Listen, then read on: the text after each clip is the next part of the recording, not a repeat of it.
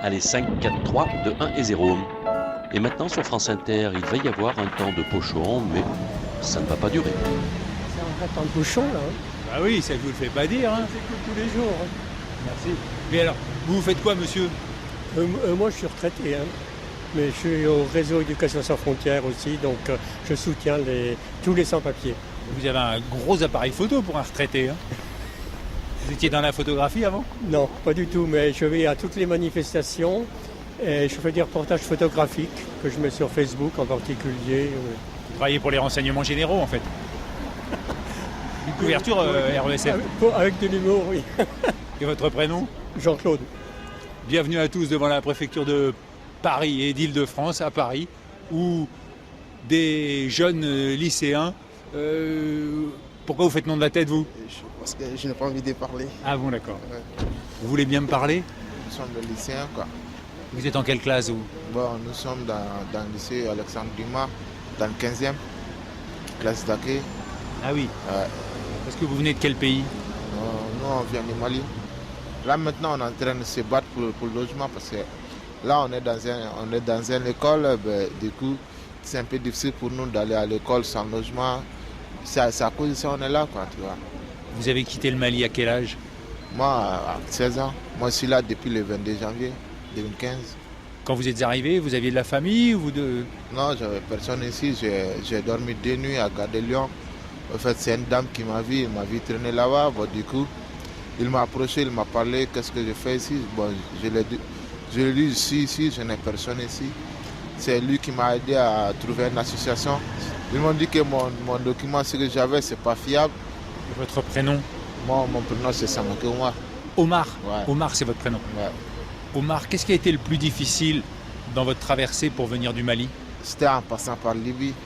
La Libye? Ouais, la Libye, parce que là-bas, on a été un peu ennuyés là-bas, quoi.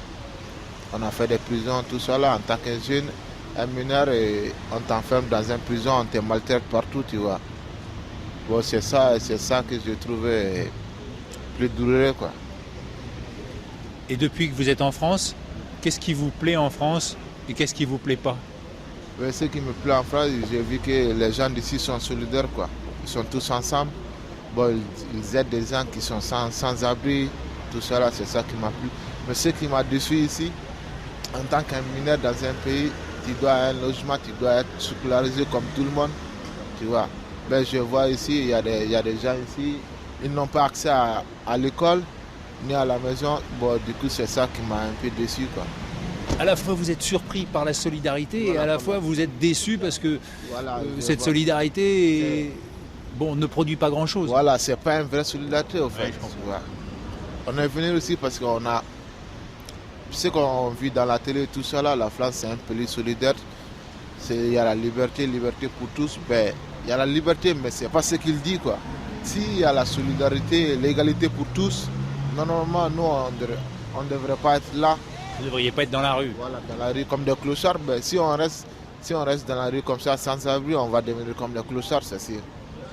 Une grande ville comme Paris, un grand pays aussi comme la France, ça ne devrait pas se faire, quoi. Il y a des jours où vous avez des regrets et vous vous dites j'en ai marre, je veux retourner au Mali. Ouais, il y a des jours que j'ai plein de regrets même. Parce que si j'ai vu des choses ici, il y a des gens, j'ai beaucoup de collègues qui dorment dans le métro, dans la gare, tout ça là. Bon, si j'ai vu ça, vraiment ça me déçoit, quoi. Voilà. Vous voulez faire quoi comme métier? Moi, ben, là maintenant, je suis en train de faire la maçonnerie. C'est ça que je voulais faire, quoi. Mais l'année prochaine, je vais faire le bac pro, gros œuvre. Avec le bac pro, vous allez faire maçon ou... Gros œuvre, ouais, la maçonnerie, c'est ça que je veux faire. Je vous souhaite bonne chance, Omar. D'accord, merci. Alors, chacun a une lettre, chacun est en train de se mettre une lettre autour du cou. Un lycée, un toit. C'est quoi le mot d'ordre? Allez-y. Un lycée, un toit. C'est quoi comme télévision? C'est une chaîne internationale en espagnol. Ah d'accord. Et pourquoi la télévision espagnole? Vous êtes les seuls à être là avec France Inter? Parce que nous, on a suivi, depuis très longtemps, on suit les mouvements des jeunes mineurs étrangers isolés en France. Et donc, tous les X mois, on revient sur des sujets sur lesquels on a travaillé pour voir s'il y a eu des avancements ou pas. Et donc, on avait fait ça il y a quelques mois lors d'une manifestation devant la mairie du 20e. l'année dernière. Et là, on s'est dit, on va revoir comment ça se passe. Donc on revient, on voit, on parle avec eux, avec les organisations, pour savoir justement si ça avance ou si ça n'avance pas. Et alors, Si qu'est-ce que ça vous en n'avance- pensez? Apparemment, ça n'avance pas beaucoup. Il y a eu des solutions qui ont été trouvées.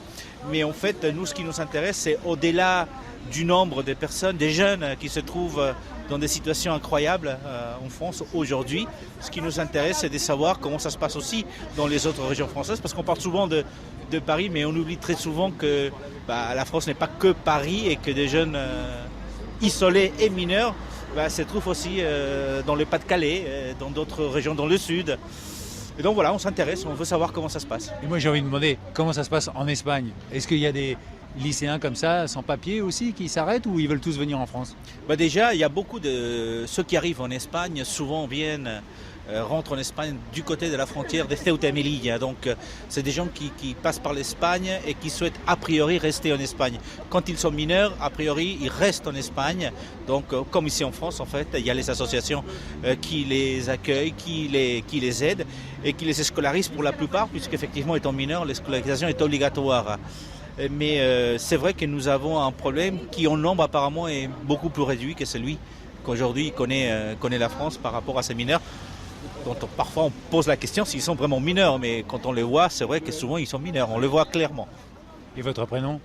Juan José. Juan José, je vous laisse travailler. Hein. Merci, gracias.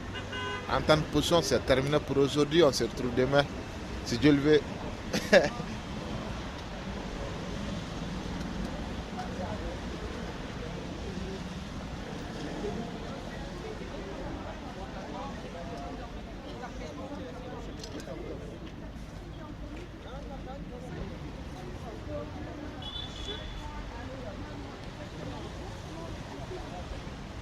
No,